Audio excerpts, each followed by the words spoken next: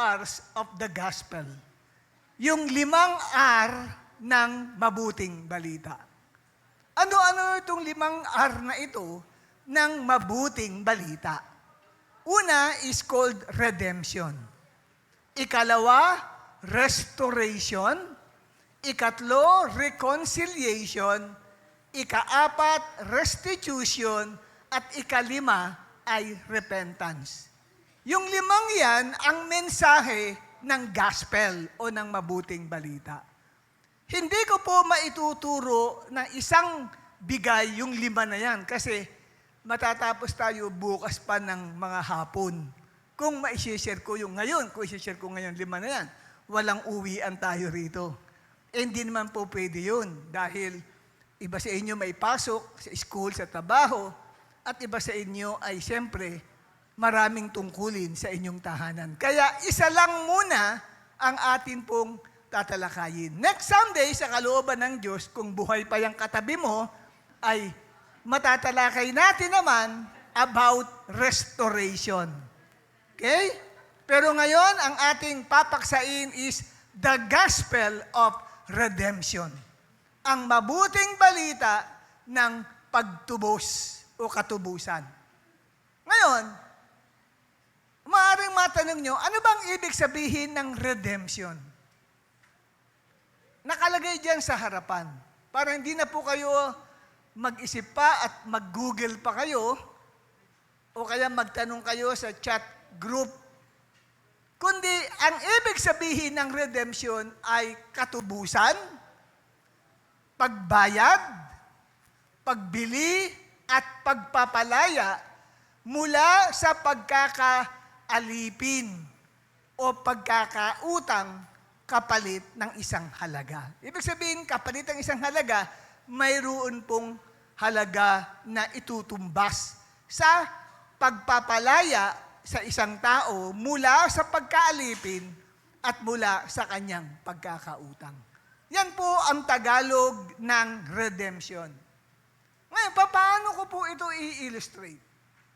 Para maging malinaw sa isip at puso natin yung ating tinatalakay. Ganito po yun. Isipin nyo yung isang tao na naging alipin dahil sa isang malaking pagkakautang niya sa isang tao. At yung naging aliping ito ay walang kakayahang bayaran ang kanyang pagkakautang. Kaya ang nangyari ay ginawa siyang alipin ng kanyang pinagkakautangan. Nanilbihan siya bilang alipin hanggat hindi nito nababayaran ang kanyang pagkakautang. At dahil dyan, yung taong may utang ay nawalan ng kalayaan dahil nakatali po siya sa kanyang pagkakaalipin. Malibang mabayaran niya yung kanyang pagkakautang, hindi siya makakalaya sa pagkakaalipin. And then may dumating na isang tao, maring katabi mo dumating, at handang magbayad ng pagkakautang para dun sa isang taong nagkakautang at naging isang alipin ng kanyang pinagkakautangan. Yung taong ito na tumulong, hindi lamang siya naawa, kundi ang ginawa niya ay binayaran niya ang halagang hinihingi ng pinagkakautangan nito upang siya ay mabayaran. At pagkatapos mabayaran ng halaga, yung isang taong yun na inalipin ng taong pinagkakautangan niya, ang sinabi sa alipin, bayad na ang iyong pagkakautang. Malaya ka na. Yan po ang magandang pagsasalarawan ng ating paksa, the gospel of redemption. Sana naunawaan. Kalabitin mo katabi mo, sana naunawaan mo. So, ang salitang redemption ay tumutukoy sa halagang ibinabayad upang mapalaya ang isang bihag o isang alipin. So, malinaw, ang redemption tumutukoy sa halaga ng ibinayad. Okay? Ngayon, kung atin pong titignang maigi ito, si Jesus Christ ay ang ating tinatawag na Redeemer. Siya yung ating manunubos. Kung merong mananabas, merong manunubos. At walang iba kundi si Jesus Christ. Pag sinabing manunubos, siya po yung tagapagbayad ng pagkakautang ng sino man sa atin. Siya ang tagapagpalaya sa lahat po ng mga tao na naaalipin dahil nga po malaki ang kanilang pagkakautang. Ang sabi ng aklat ng Mateo 10, talatang 45, and sino nagsalita nito? Si Jesus. He said, "For even the Son of Man did not come to be served, but to serve and to give His life as a ransom for many." So, dito mga kapatid ay ipinakita po sa atin ang layunin kung bakit si Jesucristo ay nanaog mula sa langit. One of the purposes why Jesus Christ came into the world is to pay the ransom or to redeem us. Yung ransom kasi, may sinatawag na ransom money. Halimbawa, kinidnap yung katabi mo at pinatutubo siya sa halagang 10,000 piso. Ngayon, may nagbayad para makalaya siya. At ang tawag doon sa ibinayad ay ransom money para mapalaya siya. So, yan din po ay another term for redemption. Kaya makita natin dito, mga minamahal, may 5 bagay na itinuturo ng mabuting balita ng pagtubos ni Kristo. There are 5 messages of the gospel of redemption. Number 1, binayaran ni Jesus ng kanyang dugo ang mga minana. Say, minana. Minana nating kasalanan, masamang pamumuhay katulad ng bisyo at iba pa. At mga sakit o karamdaman na minana natin at naipasa sa atin ng ating mga ninuno at ng ating mga magulang. Ano ang sabi ng unang Pedro, Kabanata 1, talatang 18 hanggang talatang 19? Basahin po natin yan. Alam ninyo kung ano ang ipinantubos sa inyo, sa walang kabuluhang pamumuhay na inyong minana. Saan? Sa inyong mga magulang. Tinubos kayo hindi sa pamamagitan ng mga bagay na nasisira tulad ng ginto o pilak, kundi sa pamamagitan ng mahalagang dugo ni Kristo. Siya'y tulad ng korderong walang dungis at walang kabintasan.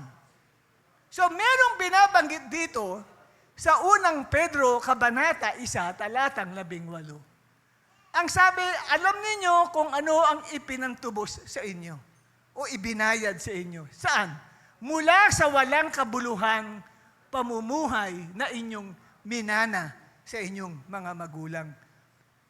Yung talatang yan ay nagbibigay sa atin ng eye-opener na meron palang minamana tayo mula sa mga tatay at nanay natin. At mula din sa ating mga ninuno, lola't lola, na kung saan po yung mga minanang yun ay uri ng pamumuhay. So sa makatuwid, mga kapatid, meron po tayong mga bagay na paulit-ulit na nagagawa sa isang pamilya. Kung iti-trace back mo,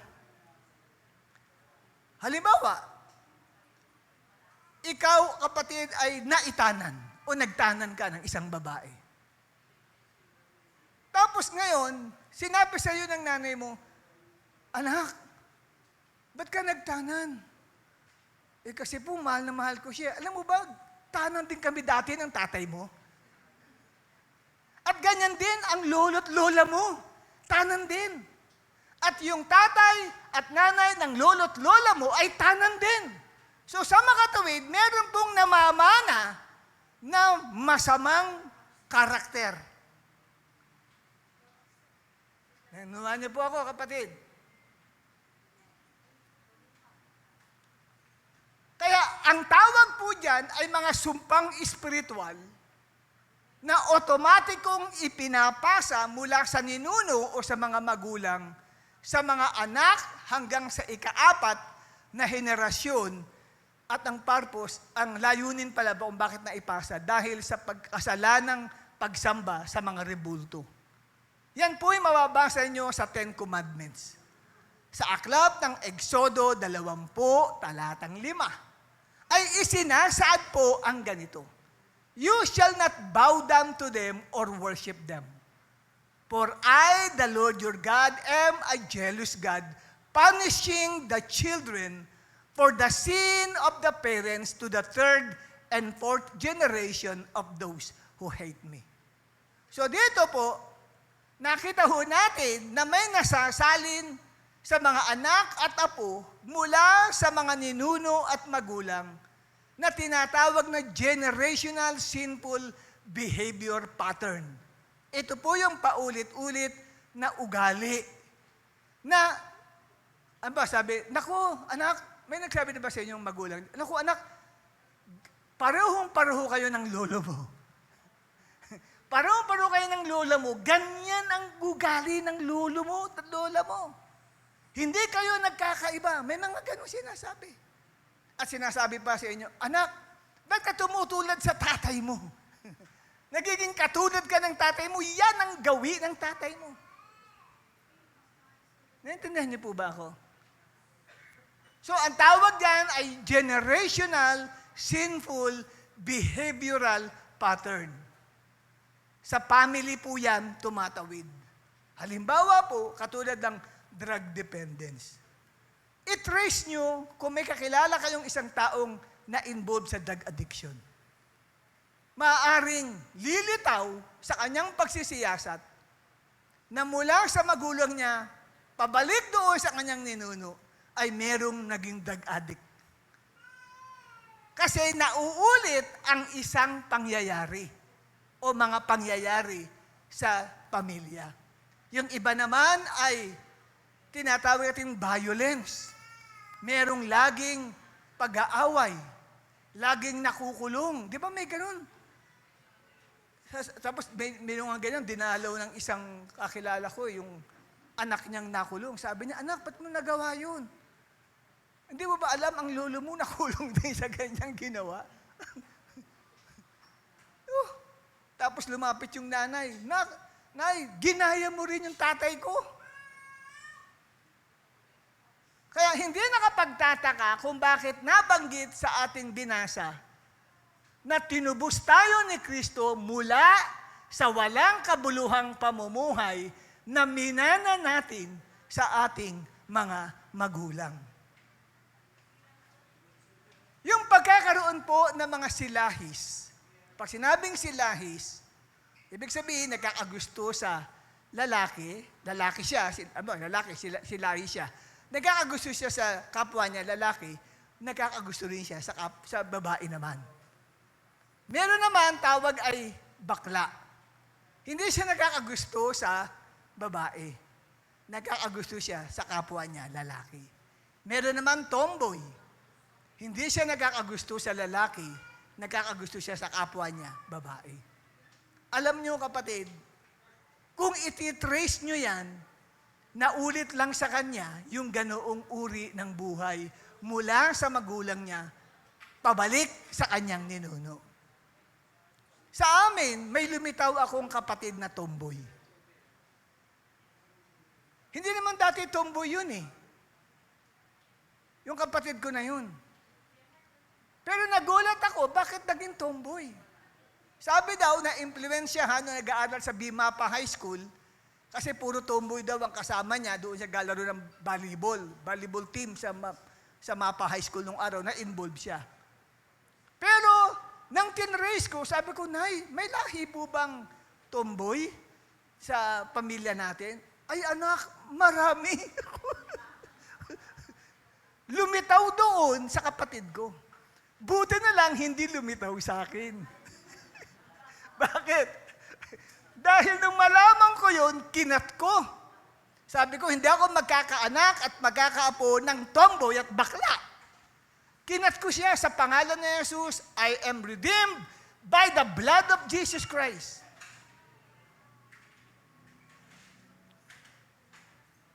At na-meet ko po yung auntie kong tomboy, na-meet ko yung mga pinsan kong tomboy. At sila ay may mga kinakasama sila. Kaya pala yung kapatid ko, may kinasama na babae rin. Nagulat ako. Sumbong sa akin ng mga kapatid ko, Kuya Bishop, si ganito, nakikipag-live-in sa isang kapwa babae. Kinausap ko siya. Salamat sa Diyos, nakipaghiwalay siya. At paminsan-minsan, sana maging madalas ang minsan, pumupunta rito sa gawain natin. Umaatin ang Sunday morning worship service. Pero pag nakita nyo, parang lalaki ang dating. Naka-7. Naka-7 siya eh. 7. At naglalakad. Kala mo, siya ay babae talaga. Pero alam ko, kapatid, bunga yon ng namana niyang hindi magandang karakter mula sa aming ninuno.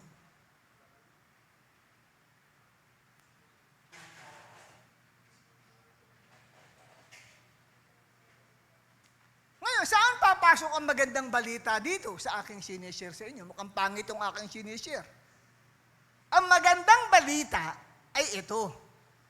Pwede nang maputol ang paulit-ulit na masamang pag-uugali na naipapasa sa mga saling lahi sa atin sa pamagitan ng ating Panginoong Hesukristo. Pwede nang pwede nang maputol yung atin pong ugnayan doon sa paulit-ulit na masamang ugali. Generation after generation, may lumalabas na mga masamang ugali. Katulad din po yan ng isang sister na lumapit sa akin. Ang problema niya, ang husband niya, masyadong addict sa sabong. Sabi niya, kung nalaman ko lang, nung binata pa yan, ay sabongero yan, hindi ko pinakasalan yan.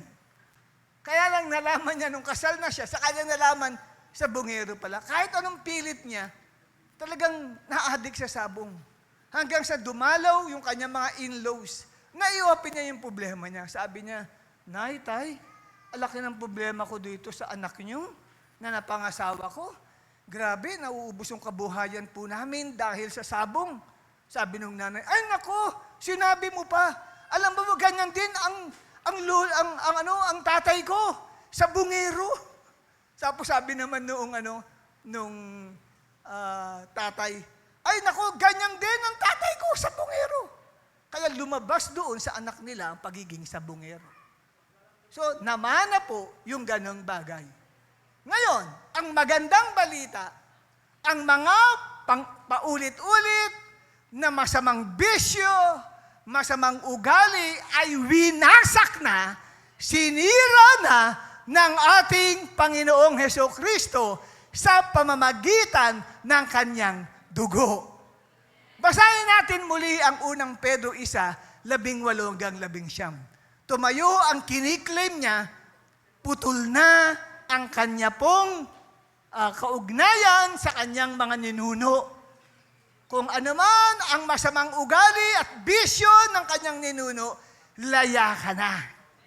Okay? Ayan, dumami nakalaya. Alam mo yung katabi mo, praise the Lord, laya ka na pala. O basahin natin ang unang Pedro 1:18-19. Alam ninyo kung ano ang ipinantubos sa inyo sa walang kabuluhang pamumuhay na inyong minana sa inyong mga magulang. Ano naman pinantubos? Tinubos tayo hindi sa pamagitan ng mga bagay na nasisira. Ng ginto at pilak. In other words, hindi tayo tinubos sa pera. Hindi nagbayad si Kristo sa pamagitan ng pera. Verse 19, saan daw tayo tinubos? Kundi sa pamagitan ng mahalagang dugo ni Kristo. Hallelujah. Wow, hallelujah. That's a good news. Mabuting balita po yun. Kasi ang daming tao, lumalapit sa akin eh. Sabi nila, ba't ganun ang buhay ko? Nagpapakabuti naman ako, pero tapos matitrace namin, yung ginagawa ko pala. Ginawa pala ng tatay ko yun, tapos ang mga ninuno ko, naulit sa akin. Humihingi sila ng kalayaan. Salamat sa Diyos, may Heso Kristo na nagbigay ng kanyang dugo para sa atin upang malagot ang lahat ng mga minana natin na mga hindi magandang karakter. Sabi mo sa katabi mo, kapatid, malungkot ka ba? Na ikaw ay pinalaya na mula sa mga minana mong masamang ugali? Sige, makakaupo na po kayong lahat. Meron pa isang masamang ugali, yung pagiging pikon, yung pagiging maramot. Minamana din po yan, kapatid. Kaya kung pikon ka, tanungin mo nanay at tatay mo, Nay, meron ba tayong lahing pagiging pikon? Baka magulat ka, sabihin sa'yo, ang dami! Kaya pala. Pero ngayon, Nay, hindi na ako pikon dahil tinubos na ako ng ating Panginoong Heso Kristo. Palakpakan naman natin si Lord.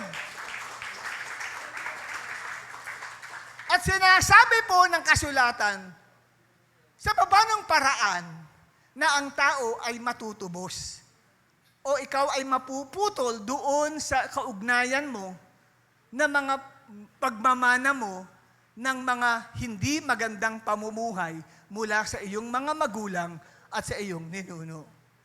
Pag ikaw po ay nakipag-isa kay Kristo. Ito ang linaw ng Biblia.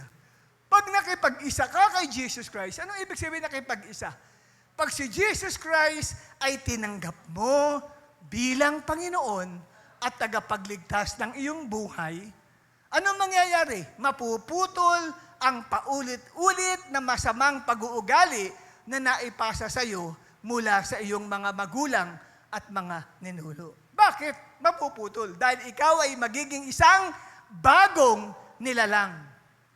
2 Corinthians 5:17. Ano ang sabi? If anyone is in Christ, he is a new creation.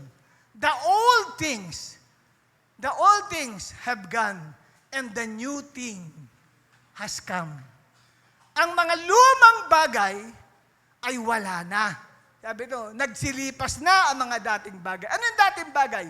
Ito yung mga bagay na ugali mo na minana mo mula sa nanay mo, minana mo mula sa tatay mo, minana mo mula sa lolo't lola mo, at doon sa kanununuan pa.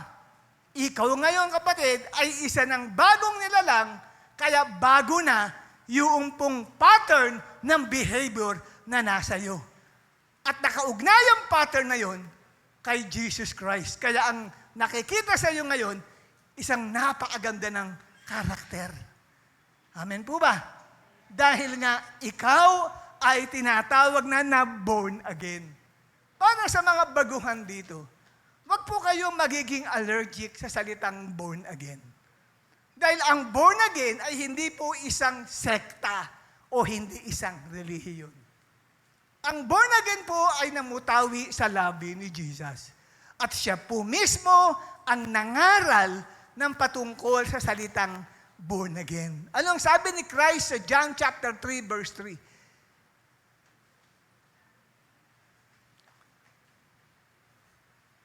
Except a man be born again, he cannot see the kingdom of God. So, ang tao, hindi makakakita ng kaharian ng Diyos, ng langit.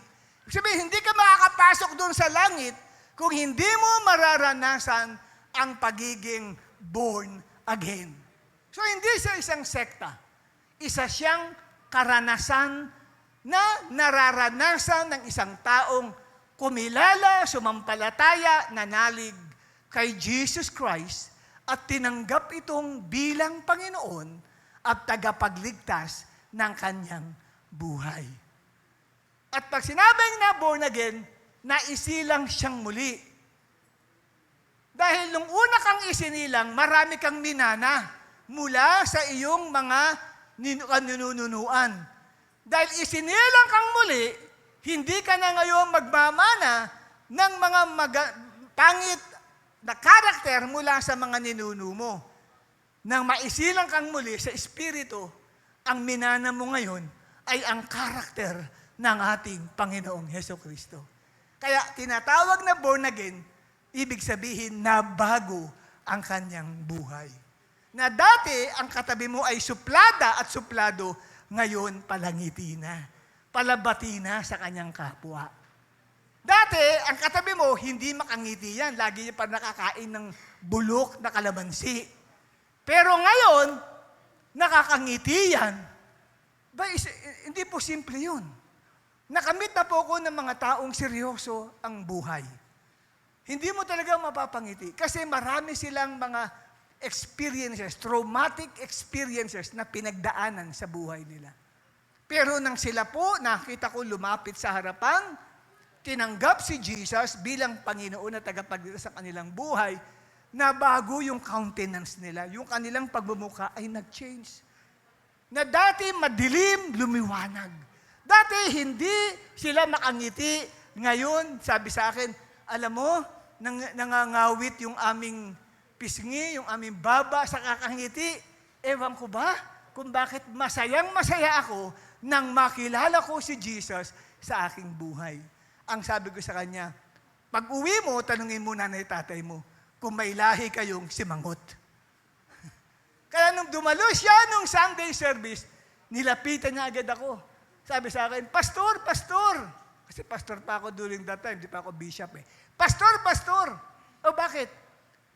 Inalaman ko sa nanay ko, lahi pala sila ng simangot. Namana ko pala yun. Pero nang ako ay ma-born again, na bago ang aking karakter. Kaya sabi mo sa katabi mo, kapatid, kung ikaw ay moody person, yan, namamana, pwede namamana po yan, ng moody. Yung wala, yung bang, lagi na lang wala, yung bang kanina kangitian mo, mamaya-maya, di ka na makabiro doon. May iba-iba yung mood niya eh. Namamana yun, kapatid. Ngayon, sabi mo sa kanya, kapatid, nabago ka na. Hindi ka na ganyan. Amen? Pag meron kang Jesus Christ sa buhay mo. And let me tell you, hindi po lamang tayo pinalaya mula sa paulit-ulit na pag-uugali na napapasa sa bawat henerasyon ng pamilya. Ulitin ko po, hindi lamang po tayo pinalaya mula po sa tinatawag kong generational behavioral pattern sa Tagalog ay paulit-ulit na pag-uugali na napapasa sa bawat henerasyon. Kundi tayo rin po ay binili ng ating Panginoong Hesukristo. At dahil binili ka, hindi ka na pagmamay-ari ng ninuno mo. Pagmamay-ari ka ni Jesus Christ. Amen? Anong sabi ng unang Korinto 6:19 hanggang 20? Hindi ba ninyo alam na ang inyong katawan ay templo ng Espiritu Santo na nasa inyo? Ipinagkaloob ng Diyos yan sa inyo at hindi nyo pag-aari ang inyong katawan. Sino nagmamay-ari ng kanyang katawan dito? Huwag kang magtataas ng kamay, ikaw may-ari ng katawan mo. Hindi na ikaw may-ari nang tinanggap mo si Jesus bilang Panginoon at tagapagligtas ng iyong buhay. Hindi ka na may-ari. Ang may-ari ng katawan mo ay si Jesus. Ayun, alinaw oh. Bakit? Dahil binili na kayo sa isang halaga. Kaya't gamitin ninyo ang inyong katawan upang maparangalan ang Diyos. Amen? Kalabitin mo katabi, pakigising nga kapatid. Ito sinasabi ko lang sa iyo ito. Para may matutunan ka. Binili ka na ni Jesus. Mula sa mga ninuno mo. Mula sa mga magulang mo. Para makalaya ka sa minana. Marami namang mamanahin, iba pa naman na di ba? Di ba? Ang gusto nating manahin, siyempre yung pera, ari-arian, kayamanan ng ating mga magulang. Pero kadalasan, ang namamana nila, hindi pera, hindi ari-arian, dahil wala nga ipamamana. Ang naipapamana ay masamang ugali. Ang naipapamana ay ambisyo. Kaya yung iba, takot, lalo na pag ang tatay playboy. Tapos manliligaw sa'yo, isang lalaki, tinatanong muna. Baka ang tatay mo, playboy, magmana ka sa tatay mo. Ay, hindi ako magmamana. Pero kung born again yan, pwedeng hindi na siya maging playboy. Amen? Kunti lang nag-amen, ha? Ay, lumalakas ng konti. Okay? Ayan. Kaya yung iba, hindi agad makasagot-sagot. O yung iba, may mga lalaki naman maingat sa liligawan nilang babae. Kasi, di ba, pag nalaman nila, kadalasan lalo ng pamilya, yung side ng family mo, nalaman nila na ang girlfriend mo, ang nanay ay, ang trabaho ay nagbebenta ng katawan. Yung bang parang hostess, ganun. Mababa ang lipad ang tawag. Di ba? Pag nalaman yun, uy, break mo na yung babae na yan. Bakit sila ganun? Kasi iniisip nila, pwedeng mamana ng mga pangasawa mo na ganun. Naintindihan niyo po ba ako? Mismong, kahit hindi nag-a-attend ng Bible study, hindi nag-a-attend sa ganitong church, maraming tao, dumating sa kanila yung kaalamang yun. Kasi nga, nararanasan nila sa pang-araw-araw, nakikita nila kasi sa mga tao yun eh. Ayan, nakaganyan yan. Di ba, usapan lalo sa probinsya. Alam mo na kaya nakaganyan? Ganyan kasi tatay niyan. Kaya nakaganyan yan, ganyan ang nanay niyan. Kaya ikaw ngayon na nakakilala kay Kristo, ikaw ang pagmumulan ng isang bagong henerasyon. At dahil pagmumulan ka, ang mamamana nila mula sa iyo ay godly character.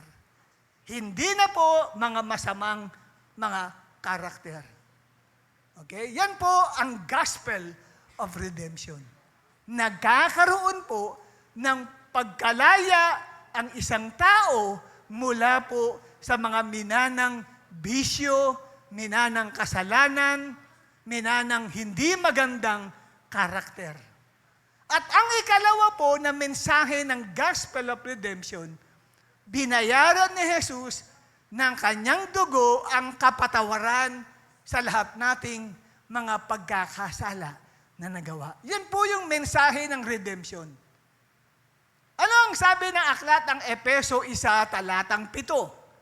Tinubos tayo ni Kristo sa pamamagitan ng kanyang dugo. Nahinto ba doon? Hindi po. At pinatawad ang ating mga kasalanan. Pinatawad ang kasalanan mo. Yan po ay isang napakagandang, mabuting balita na ipinararating po sa ating lahat. Ano ang kahulugan po niyan? Ang kahulugan po niyan, ang buhay ng ating Panginoong Hesus. Ang naging kabayaran para sa ating mga kasalanan. Kaya tayo ay tinubos, pinatawad, at pinalaya.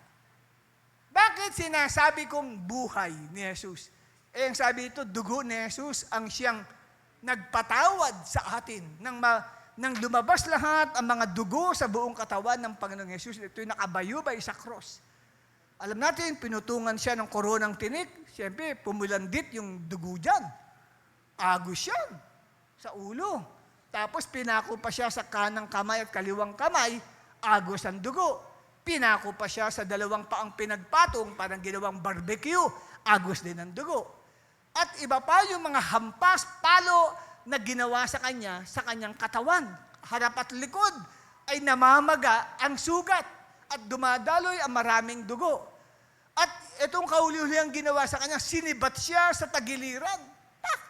And then anong sabi? Bumuhos ang napakaraming dugo at tubig mula sa katawan ni Kristo. So yung paanan ng cross ay naglawa. Akala lang natin, pag ito'y napapanood natin tuwing mahal na araw, parang isang event lang. Pero wala tayong nakikitang napakagandang mensahe nun sa atin. Pero ito sa Biblia, pag nagbasa ka ng Biblia, ay malalaman mo ang mga katotohanan ng patungkol sa dugo ng Panginoong Yesus na bumuhos mula sa kanyang katawan. At hanggang sa naglawa yung paanan ng cross. Pulang-pula ang paanan ng cross. Yung ground, yung lupa ay pulang-pula sa dugo ng ating Panginoong Hesus.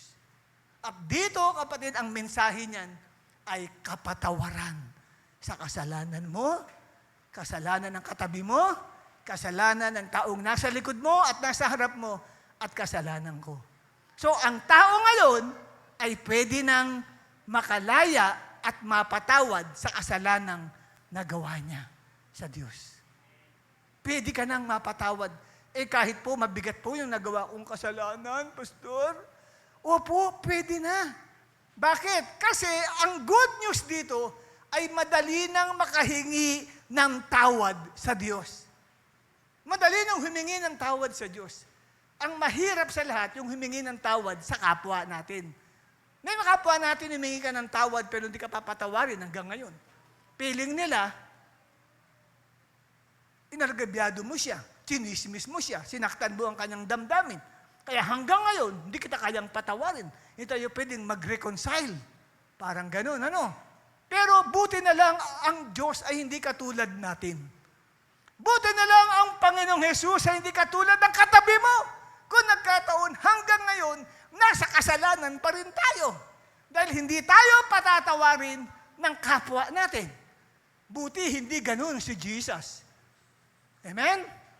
Dahil si Jesus, kapatid, nakita natin, hindi pa tayo sinisilang. Matanong nga pala natin si Chloe. Chloe, kailan ka pinanganak? Ka magagalit ba para malaman namin ang edad mo ngayon? June 24, 1999. Ilan taon ka na ngayon? 27.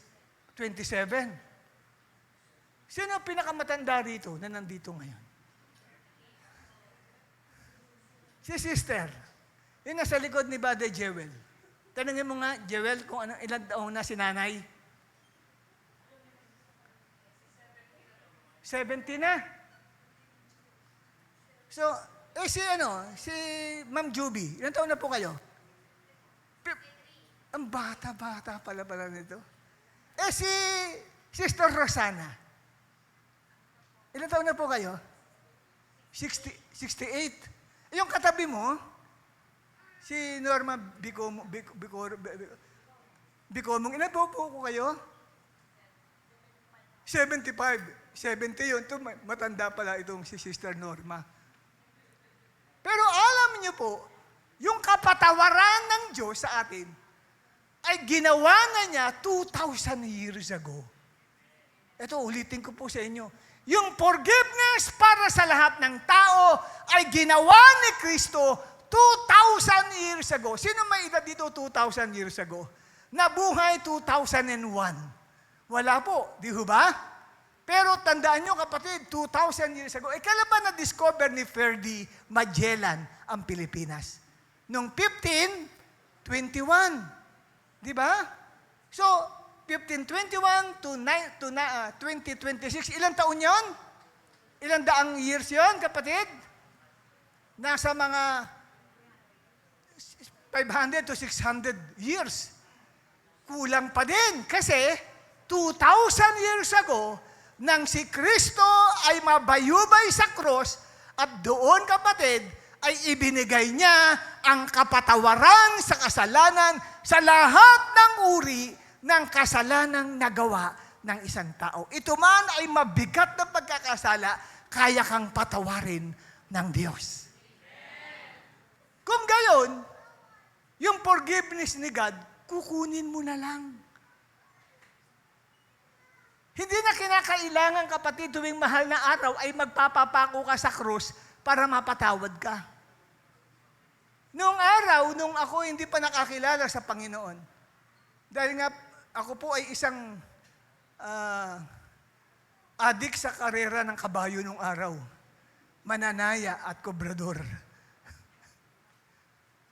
Laging talo yung tinatayaan ko. Sabi, makasimba nga, baka sakaling mapatawad ako ng Diyos sa kasalanan ko. Punta ako ng simbahan. Pag uwi ko, ano nanalo? Talo na naman ako. Akala ng tao, pagpunta niya sa simbahan, makakabawas yun ng kasalanan niya. Hindi. Dahil ang kapatawaran ng Diyos sa kasalanan ay naihanda na. Wala ka nang gagawin kundi sumampalataya ka lang sa ating Panginoong Hesukristo. Tanggapin mo siya bilang Panginoon at tagapagligtas ng iyong buhay, pinatawad ka na sa iyong kasalanan. Ang daming tao hindi alam yan. Marami akong kabataan nung araw, nag-speak ako sa isang gawain sa Malabon. May mga lumapit sa akin mga youth, nag-iiyak sila kasi sabi nila, Pastor, kaya pa ba ako may patawarin ng Diyos? Bakit ba?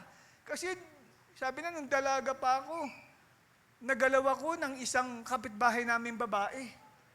At yun po, parang tuloy nagkaroon ako ng relationship sa mga kababaihan. Nahawaan siya, kapatid. Wala naman silang lahi ng pagiging tomboy, pero dahil po sa circumstances, kaya natransferan siya ng ganong espiritu. May isa naman lumapit. Sabi niya, nagkasala ako sa Panginoong Diyos kasi may nangyari sa amin ng tiyahin ko. Pastor, tulungan mo ako. Sabi niya, kinukonvict na po kami. Nahawa ako sa mga batang yun. Sabi ko sa kanila, alam nyo, dapat matagal na kayong masaya sa buhay. Iniisip nyo, hindi pa rin kayo pinapatawad ng Diyos. Samantalang pag binasa nyo ang Bible, 2,000 years ago, may dugo na dumanak sa cross at ano ang sabi sa Bible, tinubos tayo ni Kristo sa pamamagitan ng kanyang dugo at pinatawad ang ating mga kasalanan. Sabi sa katabi mo, kapatid, pinatawad ka ni Kristo. Kung sasampalataya ka. Pag sinabing pagsampalataya, hindi po naniniwala ka lang. Yung intellectual faith, hindi po. Kailangan tiwala. Nagtitiwala ka sa Kanya. At alam mo, kapatid, hindi Kanya pababayaan. Yung buhay mo, inilalagay mo sa Kanyang kamay. Kaya nga tinawag siyang Lord, hindi lang Savior. Panginoon, ibig sabihin, one who is supreme in authority, one who owns you. Master ang tawag sa, kaya nga, kailangan pag tinanggap mo si Jesus sa puso mo bilang Panginoon at tagapagligtas, para kang isang alipin na sumusunod sa Kanya. Yun po, kapatid. No? Kaya malinaw po sa atin, pag ikaw ay sumampalataya, ikaw, kapatid, ay mapapatawad. Yung kapatawarang ginawa ni Jesus 2,000 years ago, ay mapapasa kamay mo. Kung manampalataya ka lang. At pag ikaw, kapatid, ay nanampalataya, kung sa kasalukuyan ay nabubuhay ka sa kasalanan, bibitawan mo yan. Bye. Kasi yun pong kaligtasang binigay sa iyo, yung kapatawaran na yun, ang magtutulak sa iyo para ayaw mo nang gawin ang kasalanang iyong ginagawa. Nangyari sa akin yan. Ang hirap kong makalaya nung una sa pagsusugal. Kasi bata pa lang ako, sugarol na ako. Pero salamat sa Diyos. Akala ko hindi mawawala sa akin yun. Hindi makakakala sa akin yun. Kasi ganun ang nanay at tatay ko, sugarol. Ang tatay ko ay kubrador dati ng wedding. Ang nanay ko naman ay mananaya ng karera sa kabayo. At natuto ako sa kanila ng mga ganong gawain. Kaya sa Lucky 9, nagbabangka ako. Sa pares, ganyan, bangka din ako. Pero lagi akong talo. Sabi ko, Lord, paano ako makakalaya rito? Hanggang po sa nabasa ko sa Bible, ang aklat ng Efeso 1:7. Andun pala yung pagpapatawad ng Panginoon sa kanyang dugo. Umiyak ako ng isang araw sa kwarto. Grabe yung iyak ko, Panginoong Yesus, nananampalataya ako sa iyong dugo na naglinis sa akin. Pagtapos kong umiyak, gumaang ang puso ko. And since that time, ayoko nang magsugal. Nawala yung desire ko sa pagsusugal. Kasi pag totoong nanalig ka kay Kristo, mababago ang buhay mo. Amen? Sabi sa katabi mo, kapatid, pag nanampalataya ka kay Kristo, mababago ang buhay mo.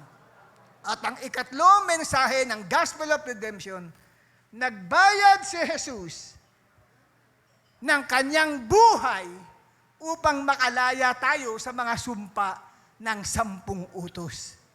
Para sa iba rito na ang gusto ninyo, basta sunod lang ako ng 10 utos, okay na yun. Nagkakamali ka, hindi mo alam ang sinasabi mo. Meron ganyan, di ba? Basta sinusunod ka lang 10 commandments, okay na sa akin yun. Kahit di na ako mag-church, hindi na ako tumanggap kay Jesus. Alam niyo po, kung ang 10 commandments ay sapat na, hindi na kinakailangang manaog pa ng anak ng Diyos sa lupa para mag-serve tayo ng Pasko. Wala tayong pinagdiriwang na Pasko eh. Kung walang Jesus na nanaog mula sa langit at walang Jesus na namatay sa cross para sa ating mga kasalanan. Nakita ng Diyos, hindi sapat ang 10 Commandments. Hindi sapat ang pagsunod ng tao sa 10 utos. Dahil walang taong makakasunod niyan. Dahil pag ang 10 utos ay hindi mo nagawa, may sumpa na kakapit sa'yo. So, pinangatawanan mo, 10 Commandments na lang ang susundin ko. Kapatid, ang daming sumpang kakapit sa'yo. Mag-jump tayo, kapatid, sandali, sa number 3 na tayo. I-click mo number 3. Ayan. Sa Galatia 3:13, tumayo ang lahat ng layana sa sumpa ng Diyos. Tumayo lahat ng mga layana ng sumpa. Maiwan hanggang ngayon may sumpa pa. Okay. O walang papayag na may sumpa pa. Amen? Basahin natin ang Galatia 3:13. 1, 2, 3.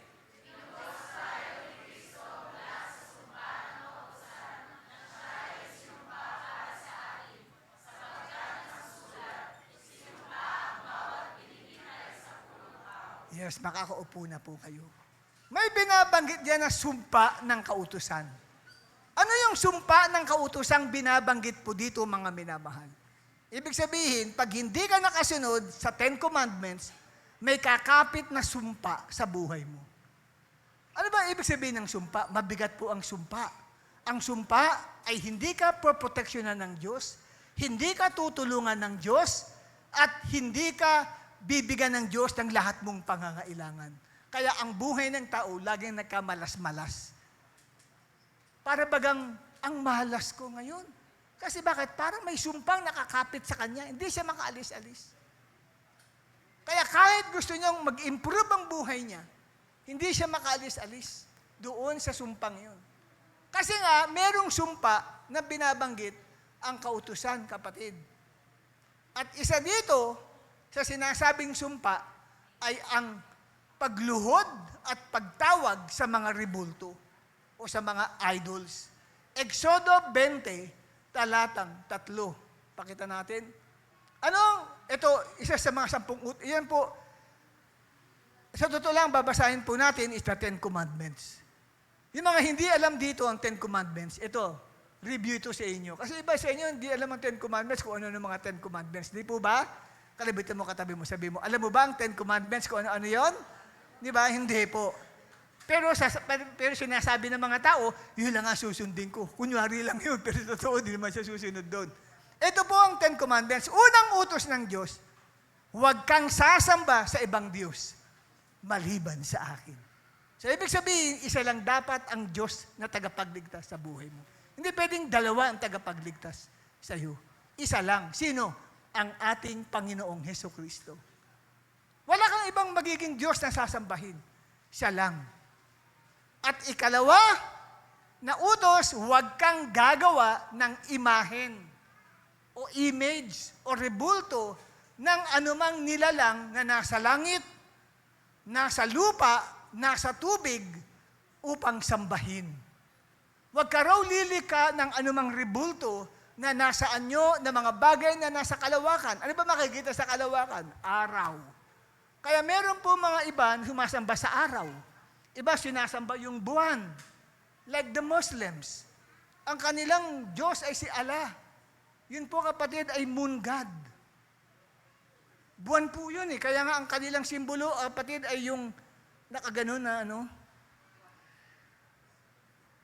naka-crescent siya. Moon crescent. Di ba? Yun po yun.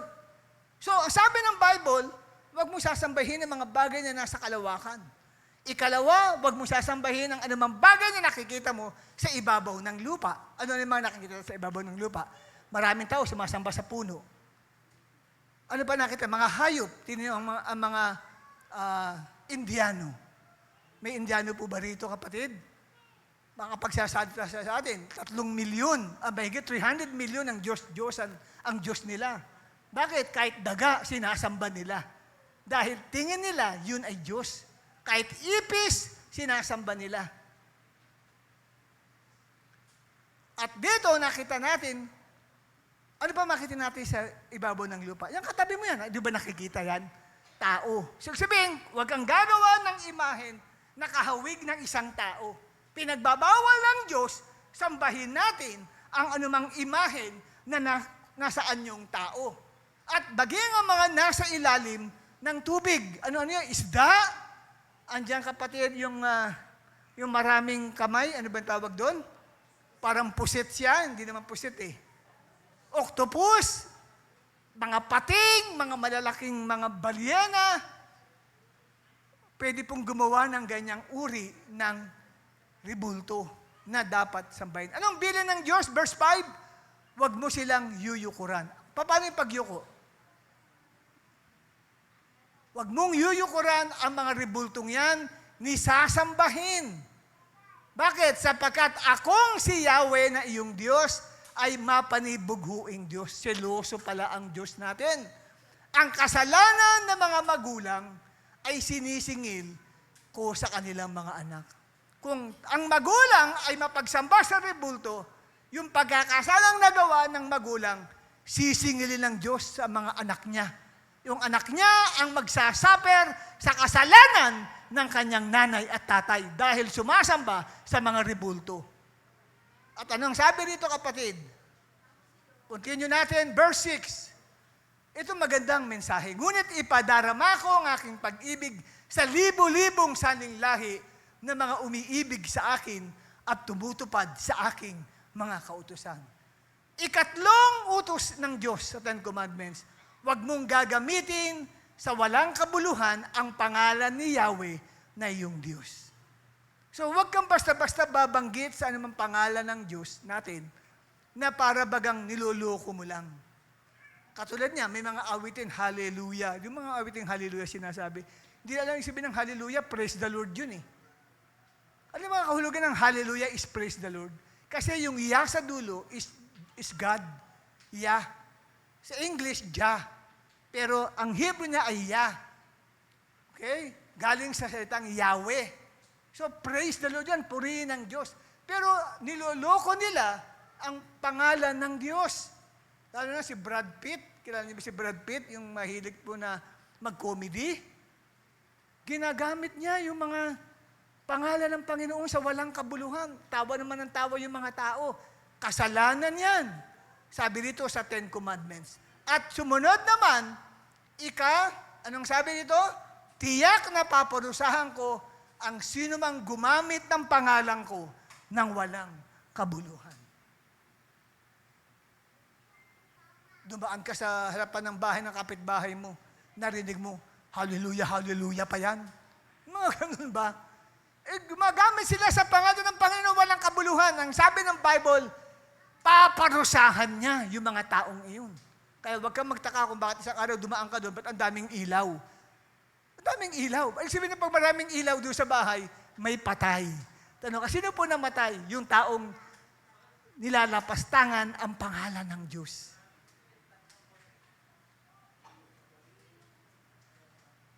At sumunod kapatid, ang ika-4 na commandments, verse 8, lagi mong tatandaan at ilalaan para sa akin ang araw ng pamamahinga. Kailangan may rest day ang tao. Alam niyo po, napakaraming kasalanan ng gobyerno ngayon. Hindi sumusunod ang gobyerno natin sa Ten Commandments. Bakit? Kahit linggo, may mga nagpapapasok pa rin sila. Pinapayagan ng gobyerno magpapasok ang mga schools. May klase sila, may PE araw ng linggo. Dapat rest day mo yun. Pahinga mo yun. Ilalaan mo yun sa Diyos. Yung iba, natanong ko yung isang brother natin dito, ba't hindi nakikita pag linggo? Kasi po may pasok po ako pag linggo eh. Ano? Pinapapasok kayo, upo eh. Sumusuway sila sa Ten Commandments. So nagkakasala sila sa Panginoong Diyos. Kaya kung kayo maghahanap ng trabaho, tanungin nyo agad yung nag-i-interview sa inyo, may pasok po ba pag linggo? Pag sinabing meron, sige na lang po, okay na lang. Hindi na, mahapin na lang ako sa iba. Bakit? Ayaw mong sumuway, ayaw mong magkasala, dahil may pasok eh. Ten Commandments, hindi sinusunod ng maraming gobyerno sa buong mundo.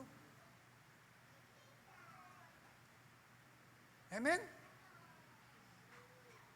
Overtime daw, overtime. Sa inyo nilang ang overtime. Di ba? Ay utos ng Panginoong Diyos yan eh. Lagi mong tatandaan at ilalaan sa akin ang araw ng pamamahinga. Verse 9, 6 na araw kang magtatrabaho. Ilang araw kang magtatrabaho? At tapusin mo ang dapat mong gawin. Subalit, verse 10, ang ikapitong araw ay para kay Yahweh na iyong Diyos. Ang linggo ay para sa Diyos. Sabi sa katabi mo, ang linggo ay para sa Diyos. Sino mga estudyante rito? Mga estudyar. Mga estudyante. Kadalasan, yung paggawa nyo ng project sa school, ginagawa nyo pag Sunday. Kaya kadalasan, pag hinanap ko isang estudyante, ba't wala ka nung linggo? Kasi po, busy po kami sa paggawa po ng aming project. Mali ka na naman! Nakalaan ng linggo, kanino? Para sa Diyos. Yung project na yan, saka mo gagawin yan pagkatapos mong dumalo ng gawain para sa Diyos. Inuna mo muna ang para sa Diyos at saka mo gagawin ang project mo sa school. Amen. Ano ang sabi? Sa araw ng pamamahinga, huwag kayong magtatrabaho. Ang sino man sa inyo, kayo, ang inyong mga anak, mga aliping lalaki o babae, ang inyong mga alagang hayop, ni ang mga dayuhang nakikipamayan sa inyo. Anong sabi ng Diyos? 6 na araw kong nilikha ang langit, ang lupa, ang mga dagat, ang lahat ng mga nasa ito, ngunit namahinga ako sa ikapitong araw, kaya ito'y aking pinagpala at inilaan para sa akin. Para sa Kanya ang araw ng pamamahinga. Dito sa Pilipinas, ang araw ng pamamahinga natin ay linggo. Pero namamahinga ba kayo? Hindi. Ang pamamahinga sa Diyos ay pag-attend sa mga ganitong pagtitipon, sama-sama tayong sumasamba sa Diyos, sama-sama tayong kapatid, nakikinig ng pamahayag ng salita ng Diyos. Yan po kapatid. So tumutupad ka pag ginawa mo yun, pero maraming tao nagkakasala, hindi sumusunod sa 10 Commandments. At ikalimang utos, igalang mo ang iyong ama't ina. Paano igagalang? Huwag mong sisigawan ang nanay at tatay mo. Pag inutusan ka, sunod ka. Hindi yung inutusan ka, kayo na lang. Anak, bili ka ng betchin sa kanto. Kayo na lang, may ginagawa ako eh. Pag pinit ng nanay, kayo naman eh. Meron bang ganon? Walang paggalang. Paglapastangan sa magulang yun, nagkakasala ka sa 10 Commandments. Nagkakasala ka sa harapan ng Diyos. Alam niyo po kapatid, pag iginalang natin ang nanay at tatay natin, pag ang nanay at nanay mo, kinakausap mo, lagi ka nakaupo, at hindi mo sinisigawan ng magulang mo, ano po sabi ng Bible? Sa gayon, mabubuhay ka ng matagal dito sa mundo. Ibig sabihin, hindi ka basta kakapitan ng sakit at karamdaman. Kung bumalik uli yung COVID-19 virus, hindi ka tatablan. Kung ikaw man ay nakapitan, pagagalingin ka ng Diyos dahil bakit? Maalalahanin ni Lord, mabait ka sa mga magulang mo. Masunurin ka sa mga magulang mo. Amen po ba? Sino mga masunurin sa magulang? Kaya ka ba namang masunurin sa magulang? Iba hindi alam kung magtataas ng kamay. Pag ganun-ganun eh. So, ang mga magulang natin ay dapat nating respetuhin. At ano pa? Ika-6 na utos, huwag kang papatay. Ika-7, huwag kang mangangalunya. Pag sinabing mangangalunya, pakikipagrelasyon ng isang lalaking may asawa sa isang babaeng dalaga. O kaya naman sa isang babaeng may asawa, nakipagrelasyon naman sa isang lalaking binata. O pareho silang mag-asawa, may asawa sila pareho, pero sila yung nagsama, pangangalunya po yun. O kaya po nakikipag-live-in nagsasama na walang bendisyon ng kasal ay isang napakalaking kasalanan sa harapan ng Diyos. Sumusuway sa 10 Commandments. O kaya naman, pwede rin, hindi kayo nagsasama sa isang bubong ng girlfriend mo o ng boyfriend mo. Pero pag nagkikita kayo, nagkakaroon ng premarital sex. Anong premarital sex? Wala pa yung kasal, nagse-sex na kayo.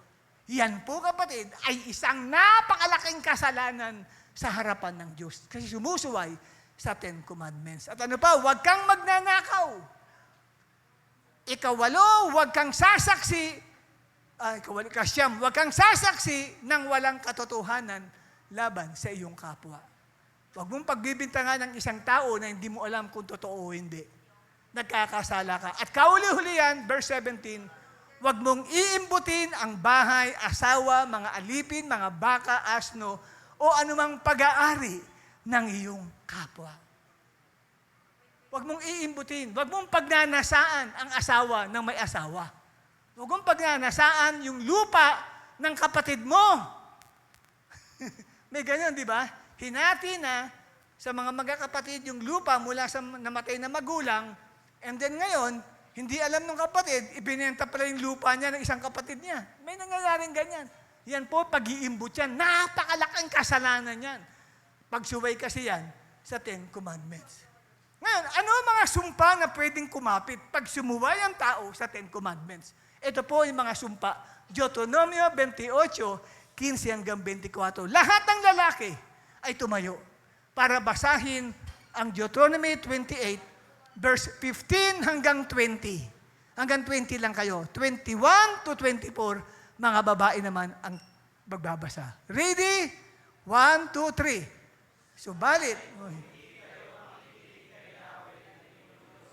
at hindi susunod sa kanyang mga utos at mga tuntuning ibinibigay ko sa inyo ngayon. Ano yung mga sumpa? Verse 16?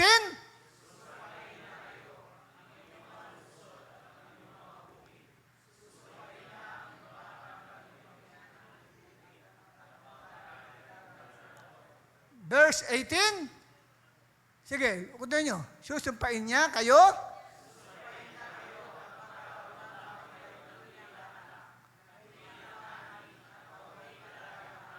Verse 19?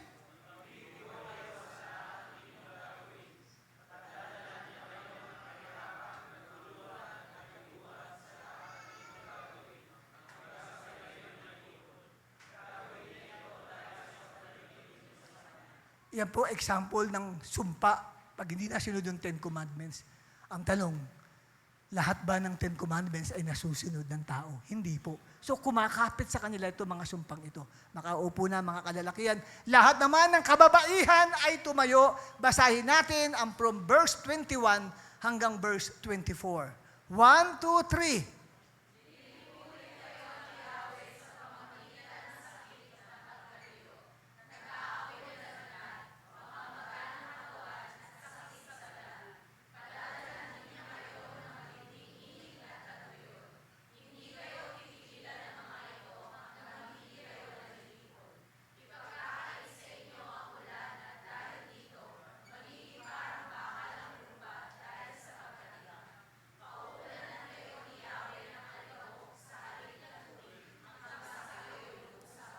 Yes.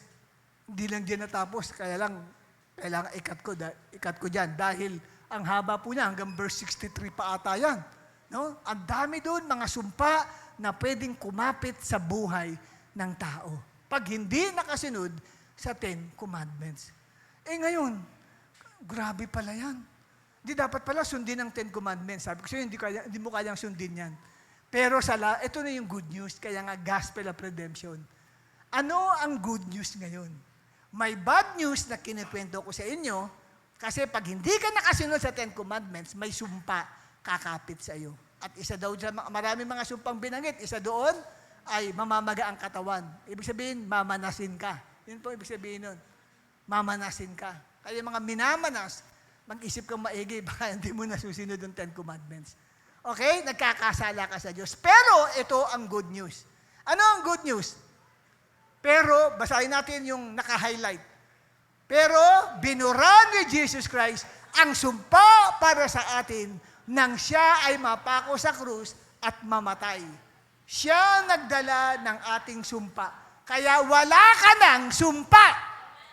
Wow, good news po yan. Yan po yung redemption pinag-aaralan natin. Si Jesus Christ, hindi pala simple ang kanyang pagkakapako at pagkakamatay sa krus. May layunin. Kasi nakita ng Diyos, yung binigay niyang 10 Commandments, walang sino mang pwede makasunod. Nagbigay pa siya ng mga sumpa na hindi susunod doon, kakapit sa kanila. Kaawa-awa ang tao. Ayun dahilan kung bakit nanaog ang anak ng Diyos upang mamatay sa cross. Unang sa gayon ay burahin niya ang sumpa na nakakapit sa ating mga buhay. At saan makikita yon? Di ba sabi kanina sa Galatia 3:13, tinubos tayo ni Kristo mula sa sumpa ng kautusan sa pamagitan ng kanyang pagkakabayubay sa cross. Dahil bakit? Isinumpa ang bawat binibitay sa punong kahoy. Yung salitang punong kahoy, dun po pinanggalingan ng cross. Ang cross po ay galing sa puno ng kahoy. Yun po ibig sabihin nun. So, nang si Jesucristo po ay napako sa krus, kasi mga pinapako, ginagawang sumpa sila. Hindi naman nagkasala ba si Jesus Christ? Walang nagagawang kasalanan. Tayo ang makasalanan. Pero bakit si Jesucristo ang nabitay doon sa krus? Kasi kinuha niya yung sumpa mo.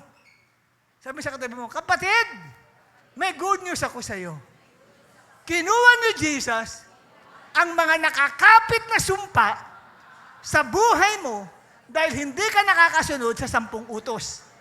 Na kanino na ang sumpa? O, tignan natin balikan natin yung Deuteronomy 21, 22 hanggang 23. Ito po yung pinagkuhanan ng Galatia 3:13, Old Testament. Basahin ng mga babae. Lahat ng kababae ng edad ay 20 to 25 years old. Tumayo. 20 to 25. Liars will go to hell, ha? 20 to 25 mga babae. Tayo. Dalawa lang ba ang... Ilang taong ka na, Nobel? 25, okay. How about you, ma'am? Ilang taong ka na? Wow. Katabi mo, ha? Okay. O sakop pa kayo. Wala na. Kayo, puro mga above 25 na kayo, matatanda na pala itong mga tatlo na. Matatanda na pala. Ikaw, Cherry, ilan ka na, Cherry Nis? Ilan taong ka na? 39? 28, oh, hindi na sakop. Si ano? Ikaw. Hindi, yung nasa likodan ni Rhea. May pangalan nito, member to ni... si Dayan. Dayan, how old are you now? 28? Oo. Magti-26. Kailan ka magti-26? Sa Wednesday pa pala. 25 ka pa ngayon. Tumayo ka. Sabi ko sa inyo, liars will go to hell. Pag hindi ka tumayo at sinabi yon, nagsisinungaling ka. Nagkasala ka na sa 10 Commandments. So may sumpa. Yung kapatid mo, yung ate mo, nandiyan, nakita ko kanina yung ate mo, ha? Ay, ito. Ilan taon ka na, ate? 28, okay, exempted na. Alright, kayong tatlo, marunong kayong bumasa, di ba? Siyempre na naman, mga matatalino yan.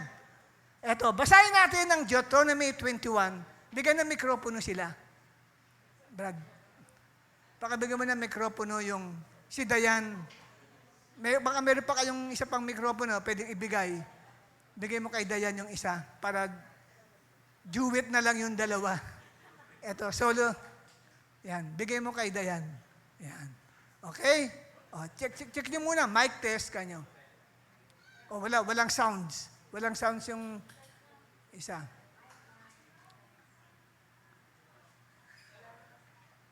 Walang sounds eh. Dayan, check mo. Mic test. Hello. Yun. Ito naman. Hello. Yun. Okay, basahin natin. Deuteronomy 21, 22 to 23. 1, 2, 3. Kapag ibinitin ninyo sa punong kahoy ang bangkay ng isang taong pinatay bilang parusa sa nagawang kasalan, hindi dapat abutan ng gabi ang bangkay na iyon sa ganoong kalagayan. Kailangan siyang ilibing sa araw ding iyon, sapagkat ang ibinitin sa punong kahoy ay sinumpa ng Diyos. Kapag hindi nyo inilibing agad, madadamay sa sumpa ang lupaing ibinigay sa inyo ng Diyos ninyong si Yahweh. Salamat po. Para kayo nag-special number, ha? Sakto-sakto yung kanilang no? Ang galing. Parang nag-practice, no? So, dito, may binabanggit dito. Ano ang sabi diyan? Sapagkat ang ibinitin sa punong kahoy, cross po yan. Pag sinabing ibinitin, ipinako yan. Parang ganito ang salita. Sapagkat ang ipinako sa cross ay isinumpa ng Diyos. Si Kristo nakapako sa cross. Binitin siya sa punong kahoy. So, sinumpa siya. Wala naman siyang kasalanan Oo nga. Wala siyang kasalanan. Kasi kaya sa sinumpa, para dalhin niya lahat ng sumpa natin. Bakit niya dadalhin? Nang sa gayon, kapatid, tayo ay makalaya. Tinubos tayo sa sumpa. Kaya ngayon, ang tao, wala nang sumpa sa kanyang buhay. Dahil ikaw ay sumampalataya. Sino yung mga sumampalataya kay Kristo? Taas ang kamay. Kung nanalig ka, sumampalataya ka, wala ka ng sumpa. Kaya uuwi ka ngayon, sasabihin mo sa mga mahal mo sa buhay, Nay, Tay, may good news ako sa iyo. Hindi na ako malas na tao. Sabi niyo, malas daw ako. Hindi po. Ako ngayon ay laya na sa sumpa. Kaya walang kamalasan nakakapit sa iyo dahil ikaw ay tinubos, binayaran na ni Jesus ang iyong mga kasalanan. Hindi sa pamagitan ng pagsunod mo sa 10 utos. Anong sabi ng Galatia 2:16? Lahat ng babae tumayo. All women, please stand up. Let's read Galatia 2:16. Okay, ready? 1, 2, 3.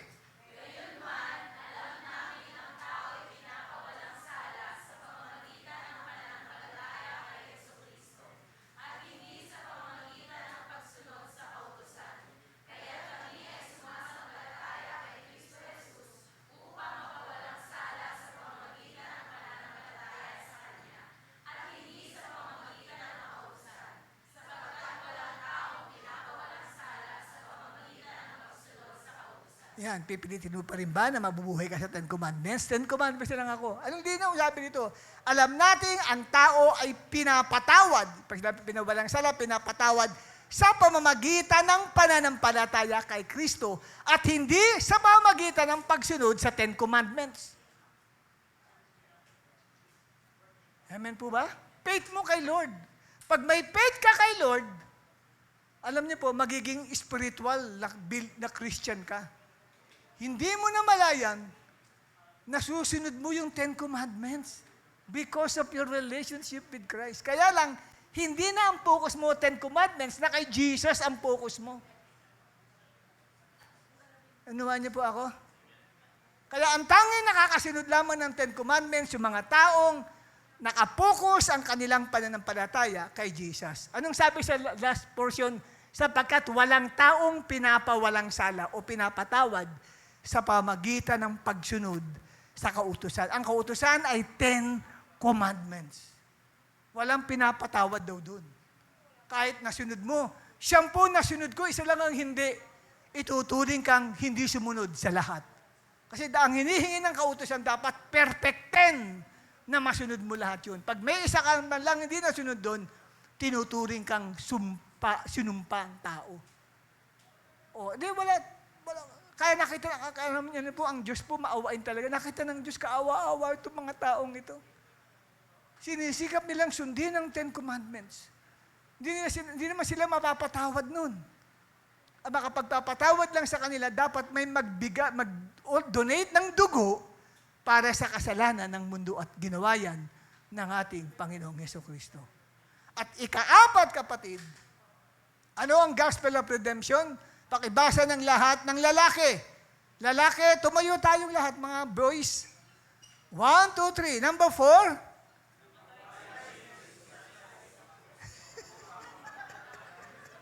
Iba talaga pag lalaki nagbasa.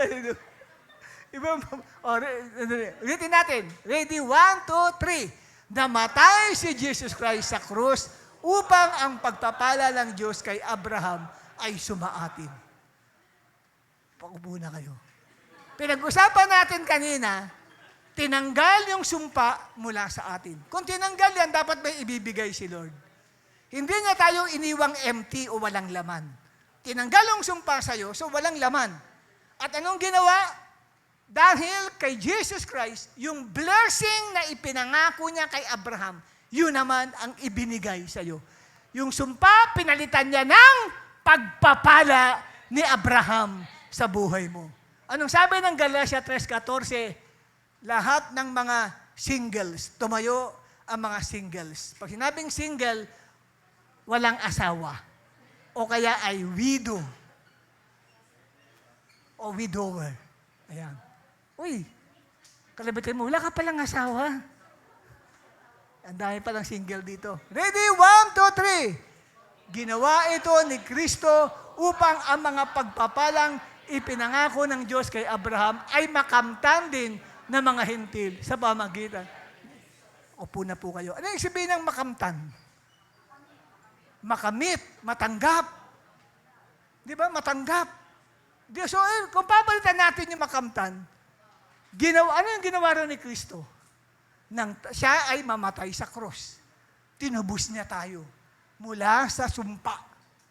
At pagkatapos niyan, upang ang layunin pala, bakit tayo tinubos mula sa sumpa? Upang ang mga pagpapalang ipinangako niya kay Abraham ay matanggap ng bawat hentil. Pag sinabing hentil, hindi Hudyo. Pwedeng Pilipino, Amerikano, Incheck, o ano pang lahi yan. Basta hindi Hudyo, hentil. Pwedeng Pilipino. At matanggap ng mga Pilipino sa pamagitan ni Jesus Christ.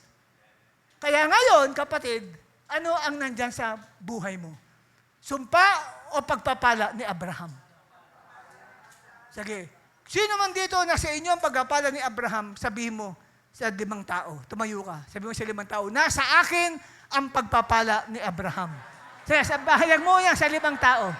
At mangyayari sa iyo yan. Nagaganap na yan pag ginawa mo yan. 5 tao, bilangin mo. Sabihin mo, nasa akin ang pagpapala ng Diyos kay Abraham. Amen? So, pinagpala ka na ng Diyos. Wala ka ng sumpa. So, uuwi ka ngayon, anong buhay mo? Pinagpala ng Diyos. Binless ni Lord. Wala ka ng sumpa. Tanungin natin, ano ba yung mga pagpapala ng Diyos kay Abraham para mapasa akin? Una, ito ang pagpapala ng Diyos kay Abraham na para sa iyo din.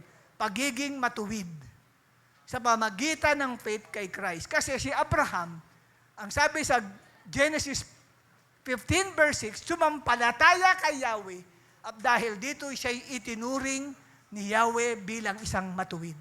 Ikaw rin, bagamat ikaw, kapatid, alam mo sa buhay mo yan, ang dami mo nagagawang pagkukulang sa Diyos, pero pag tinignan ka ng Panginoong Diyos, ang tingin sa iyo ay hindi isang makasalanan, kundi isang matuwid na tao. So, yun po, isang pag-blessing po yan, kapatid. At ang sumunod, ito po, ang ikalawang pagpapala, nasa Genesis chapter 12, verses 1 to 3. Basahin po ng lahat ng mga ang edad ay 50 years old and above. 50 years old, wala ba? 1, 2, 3. Sino pa nga amin dyan? Liars will go to hell. Okay, yun. Doon tumayo doon. Okay, basahin natin. Ang pangako ng Diyos kay Abraham, ayun ang ibinigay sa atin, kaya pinababasa ko sa inyo. Unawain yung maigi yung babasahin ninyo. Kasi yan daw yung blessing na ipinangako ng Diyos kay Abraham na nasa iyo. Already, 1, 2, 3. Sinabi ni Yahweh kay Abraham, lisanin mo ang iyong bayan, ang tahanan ng iyong ama at mga kamag-anak at pumunta ka sa bayang ituturo ko sa iyo. Ito pangako ng Diyos. Pararamihin ko ang iyong mga anak, apo, at gagawin ko silang isang malaking bansa. Isang pangako yan. Yan muna tayo. Ibig sabihin, magiging malaki ang pamilya mo. Okay? Lalaki ang pamilya mo. Ikalawa, pagpapalain kita at gagawin kong dakilang iyong pangalan. Ibig sabihin, ang mga tao hahanga sa iyo. Bakit? Kasi ang pangalan mo, pinag-uusapan sa bawat kapitbahay. Hindi dahil sa nakagawa ka ng kasalanan, kasi nalaman nila, bakit gumaganda ang buhay mo. Amen? Nagiging maayos ang buhay mo, yumayaman ka, umaangat ang buhay mo. Nagiging sikat ang pangalan mo dahil ang blessing ni Abraham ay nasa iyo. Amen? Palakpakan natin si Lord. Pangako ng Diyos yan. At next, kapatid, ikaw ay magiging pagpapala sa marami. Another blessed, pangako ng Diyos kay Abraham, nasa iyo yan. Magiging pagpapala ka sa marami. Blessing ka sa marami. Maraming tao, kapatid, lalapit sa iyo. Marami ang mangungutang sa iyo. Sabihin nila, alam mo, blessing ka sa akin. Ang laki nang naitulong mo sa buhay ko. Ikaw ang pagagalingan ng pagpapala. At grabe ka magpautang, wala nang patong-patong. At minsan, hindi ka na naniningil. Wow, sarap. Amen.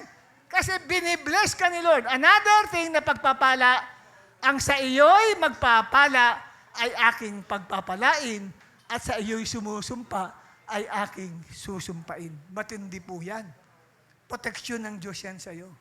Pag may nagbibless sa iyo, ibibless ni Lord ang buhay nila. Sabihin, pag may gumagawa ng mabuti sa iyo, gagawan sila ng Diyos ng mabuti. Pero pag may umaaway sa inyo, may sumasakit ang kalooban ninyo, binubuli kayo, paghihigantihan siya ng Panginoon. Yan po. Ang sabi dito, di ba? Susumpain ko ang sumusumpa sa inyo. Amen, kapatid? Paano sinasabing, tapusin mo na yan? Opo. Ito, tapos na po tayo. Pakakatayo na tayong lahat. Nag-message na sa akin, tapusin mo na yan. Haba na. Okay? Sige. So, may natutunan po ba tayo sa mensahe about the gospel of redemption? Kaya ngayon, masaya ka na, uuwi ka. Akala ko sinumpa ako. Kasi tinalakay kanina yung 10 Commandments, hindi ko naman nasusunod yun eh. Ay marami palang sumpa, pwedeng kumapit sa buhay ko. Salamat sa Diyos. Salamat kay Jesus Christ. Alam niyo, mahalin niyo si Jesus sa buhay niyo. Siya maging focus sa buhay niyo. Ma-inlove kayo kay Jesus kasi grabe ang ginawa niyang kabutihan sa buhay natin. Grabe yung kabutihan niya sa atin.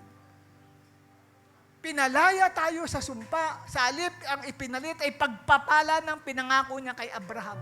Patay na si Abraham. Sino magmamana ng pangakong yun? Ikaw. Sabi sa katabi mo, kapatid, patay na si Abraham. Sino magmamana ng pangako ng Diyos kay Abraham? Turo mo siya. Ikaw ang magmamana. At nasa iyo na yan. Amen? Nasa iyo na yan. Kaya mga kapatid, sandaling i-worship natin si Lord. Magkaroon tayo, kapatid, ng pagsisiyasat ng ating puso sa Kanya. Bagamat mahaba yung naging mensahe, pero ako naniniwala, grabe ang pagpapalang dumadaloy sa buhay mo. Dahil mensahe yan ng redemption sa ating lahat. Kaya yung mga nandito na walang trabaho, magkakatabaho ka. Yung nandito na hindi nakakatapos ng pag-aaral, tutulungan ka ng Diyos. Kasi wala ka ng sumpa. Ikaw ay pinagpala.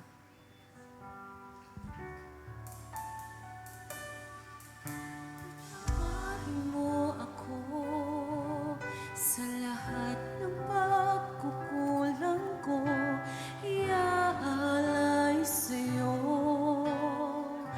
ang puso ko. Nais kong makita ang kaluwalhatian mo. Tanggap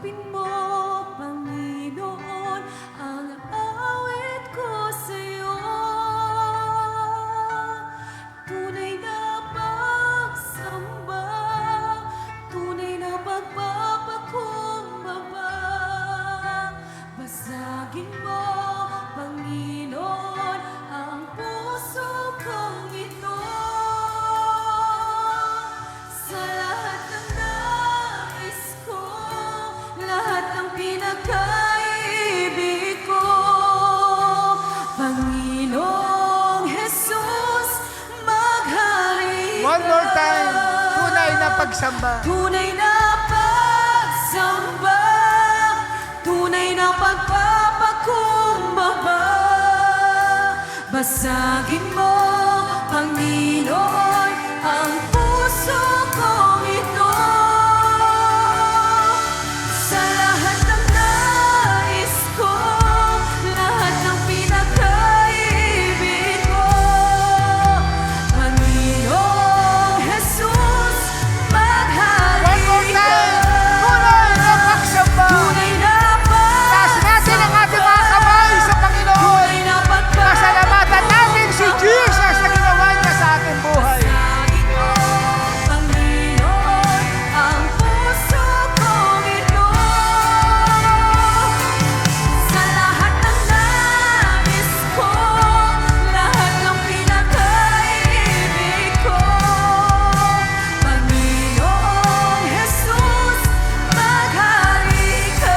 Yung singer lang natin ang aawit. Tunay na pagsamba, tunay na pagpapakumbaba.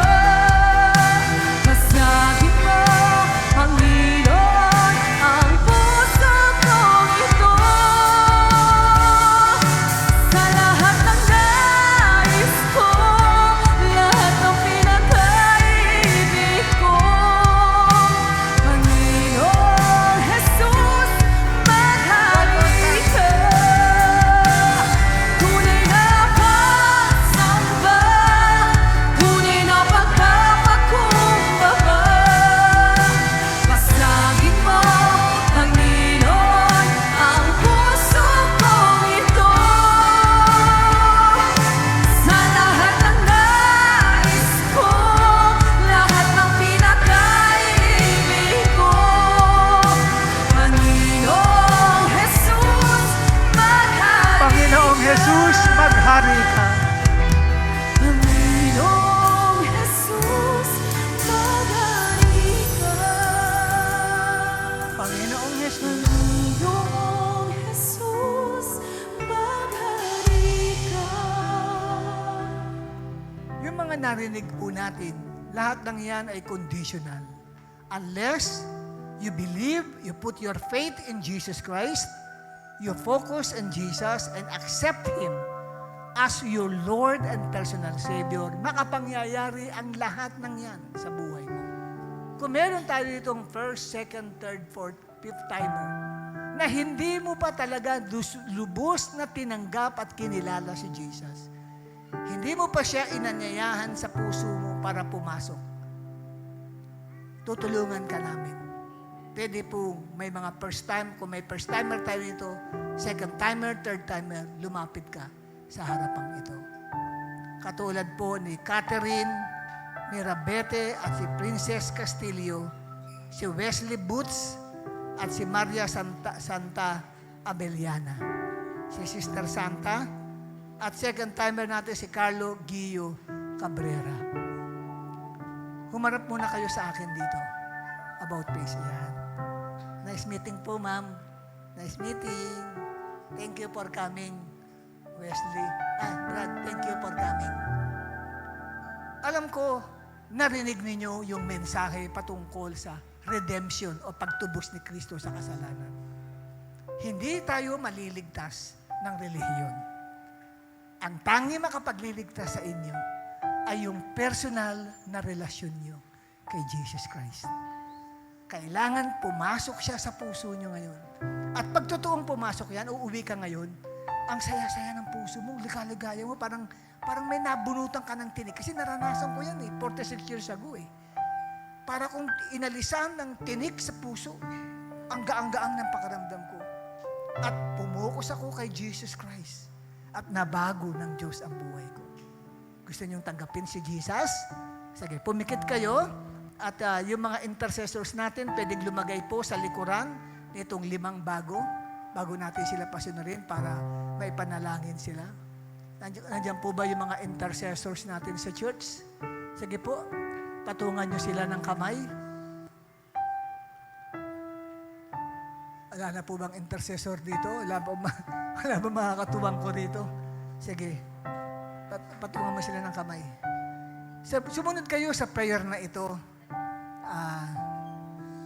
Maria Santa, Wesley, Princess at Catherine at Carlo. Sumunod kayo sa prayer na may buong katapatan. Sabihin nyo, Panginoong Jesus. Sige, lakasan yung boses nyo. Panginoong Jesus, sa hapon pong ito, nagpapakumbaba ako sa iyo. Inaalis ko lahat ng doubt and unbelief sa mga narinig ko na mensahe. Hinihiling ko po sa inyo, buksan mo ang aking puso. Katulad ng pagbukas nyo sa puso ni Lydia sa aklat ng mga gawa, 16, upang pumasok ka sa puso niya. Panginoong Yesus, pinapahayag ko na ikaw ang aking Panginoon at tagapagligtas ng aking buhay. Pumasok po kayo sa kaloob-looban ng aking puso at paglilingkuran ko kayo sa lahat ng araw ng aking buhay. Mula sa araw na ito, pinagsisisihan ko na po. Tinatakwil ko na. Nakikipag-break na po ako sa kasalanan na niyakap ko ng matagal na panahon sa aking buhay. Panginoong Jesus, pinapalitan ko ang kasalanan ng pagmamahal sa iyo. Panginoong Jesus, gabayan mo ko, patnubayan, at narinig ko sa mensahe mo. Ako ngayon ay wala ng sumpa. Ang nasa akin ay ang mga pagpapalang ipinangako nyo kay Abraham. Salamat po. Uuwi akong may kagalakan, may kapayapaan. Sa pangalan ni Jesus, Amen. Ako lang po magpipray sa inyo. Abba Father, tinataas ko sa iyo ang 5 po naming mga kapatiram dinako mo sa gawain ito. Lord, batid ninyo, hindi pa nangyayari ang gawain, ay makakarating si Catherine, si Princess, si Wesley, si Maria Santa, at maging si Carlo sa gawaing ito dahil inilaan nyo ang mensahe ng Gospel of Redemption so that they can hear it and believe it at maranasan nila ang deliverance from curse at ma-receive nila ang blessings of Abraham sa kanilang buhay. Panginoon, pagpalain mo sila. Tulungan mong maranasan nila ang pagbabago ng buhay. If any man is in Christ, he is a new creation. The old has gone and the new has come. Salamat po. Basbasan mo ang buhay nila, Panginoon, na magsipagpatuloy sila sa paninilbihan sa iyo. Makasama namin sila parati linggo-linggo sa iyong gawain at lumago sila sa pananampalataya sa iyo. Samahan mo sila sa paglabas sa simbahang ito, Panginoong Yesus, at maramdaman nila yung kalapitan mo sa kanilang buhay. At ganoon din ang aking mga kapatiran na nakinig sa iyong mga salita, na maaaring bago sila pumunta rito ay naaalipin sila ng kasalanan. Maaaring narito sila, Panginoon, na lagi silang kinukumbikta ng kanilang budhi. At feeling nila, hindi sila worthy na lumapit sa iyo. Ngunit Lord, naliwanagan ang isip at puso nila. Inabot mo sila, pinadama mo sa kanila how much you love them. Salamat po, O Diyos. Basbasan mo rin ang buhay ng bawat nakinig sa iyong mga salita. Samahan mo sila paglabas ng simbahang ito at maranasan nila ang pagpapala na pinangako mo kay Abraham. Tuloy-tuloy, walang hinto na pagdaloy sa kanila pong buhay at sa kanilang pamilya. In Jesus' name we pray. Everybody will shout, Amen!